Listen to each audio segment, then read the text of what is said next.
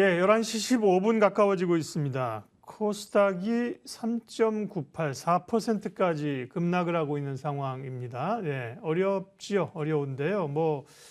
그것만 쳐다보고 있으면 또 투자자들은 안 됩니다. 투자의 기회들을 항상 또 공부를 해나가야 되니까요. 오늘 반도체 얘기하겠습니다. 주가 올라올 땐 삼성전자 올라오면서 반도체 업황에 대한 회복에 대한 기대감이 있었다가 오늘 밀리니까 또 밀리고요. 어려운데 그 가운데 인텔이 DDR5를 이제 적용한 서버용 CPU를 공개했어요. 관련해서 DDR5에 대한 기대감, 관련된 중소형 부품주 가운데 아비코전자 오늘 집중 분석하겠습니다. 글로원 파트너스 이성웅 이사님 그리고 정경민 변리사님 두 분 오셨습니다. 어서 오십시오. 변리사님, 일단 DDR5 얘기는 많이 들었는데요. DDR5가 뭔지 그리고 이 반도체나 이제 이런 PC, IT 업계에 어떤 변화를 주는 건지 설명해 주세요. 네, DDR5는 이제 2013년도에 출시된 DDR4를 잇는 이제 D램이라고 보시면 되겠습니다. 일반적인 PC 입장에서 DDR4와 5는 크게 작동 속도와 용량, 성능적 측면, 전력 소모 하락 이런 효율성 측면이 있고요. 데이터 입출력 성능을 높이기 위한 다양한 기술이 접목되어 있습니다. 먼저 속도를 좀 보자면은 DDR4에 비해서 DDR5는 4000에서 크게는 이제 8400까지 구현한 것으로서 약 2배 가까이 증가한 데이터 처리 속도를 보이고 있고요. 용량도 크게 증가해서 칩당 용량이 기존의 16GB에서 64GB까지 증가할 예정입니다. 모듈당으로 치면은 기존의 32에서 약 128GB까지 증가할 것으로 보고 있고요. 서버 쪽으로 가면은 512GB까지 용량이 증가할 수 있다고 하니까 클라우드, 인공지능, 빅데이터, 자율주행으로 이제 급증하는 방대한 양의 데이터 정보를 보다 빠르게 처리할 수 있지 않을까라는 이제 기대감을 하고 있습니다.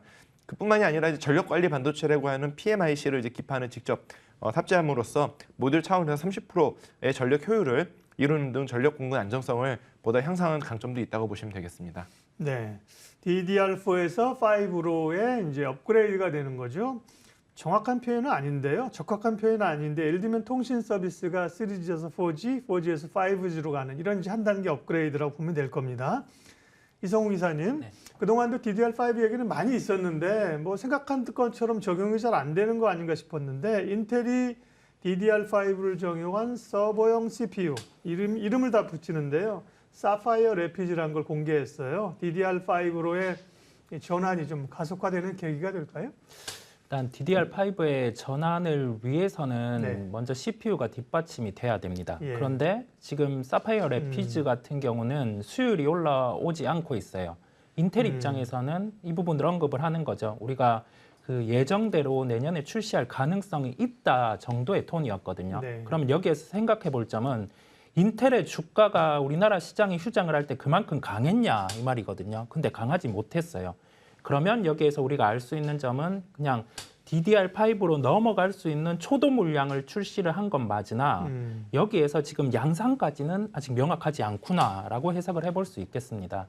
8월에 인텔의 입장에서는 내년 2월에서 3월 출시 예정이었어요. 그런데 이게 출시가 된다 하더라도 지금 수율이 올라와서 이전에 DDR4에서 5로 넘어가는 교체가 과연 가능하냐 이 부분이거든요. 예. 우리가 그 공통으로 넣기는 힘들지만 반도체를 예를 들어볼게요. 지금 당장 반도체 같은 경우가 그 수요에 대해서 줄어드는 요소가 발생을 하지 이 부분을 새로운 신규 투자를 늘리지는 않는단 말이죠.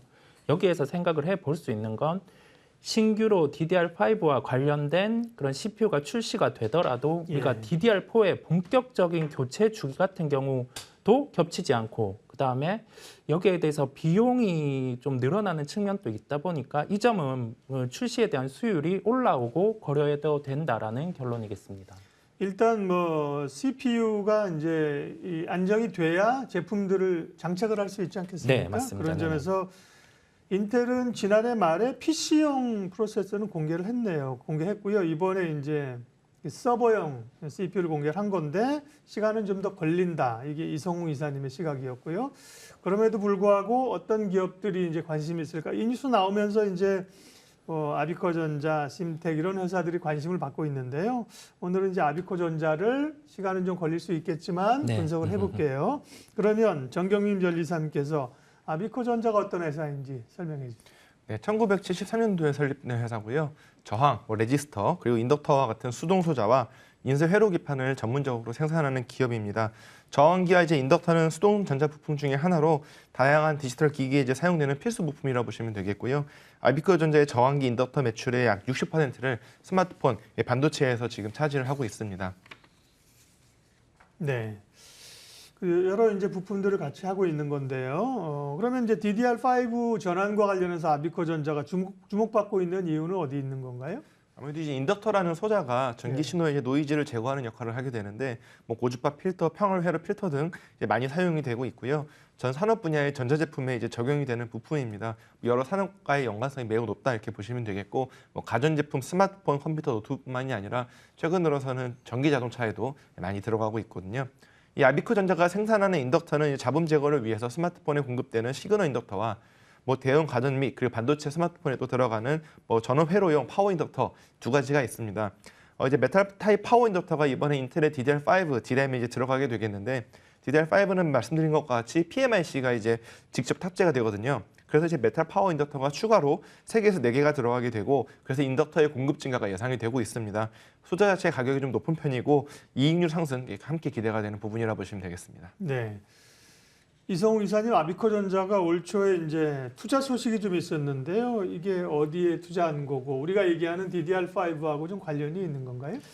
네, 베트남 법인의 출자를 36억 규모를 했고 연말까지 이제 파워 인덕터 이 부분을 메탈 요소를 갖춘 부분을 생산 확대에 56억을 투자했습니다. 네. 그러면 여기에서 알 수 있는 점은 DDR5의 메탈 파워 인덕터 부분이 탑재가 예정에 있어요.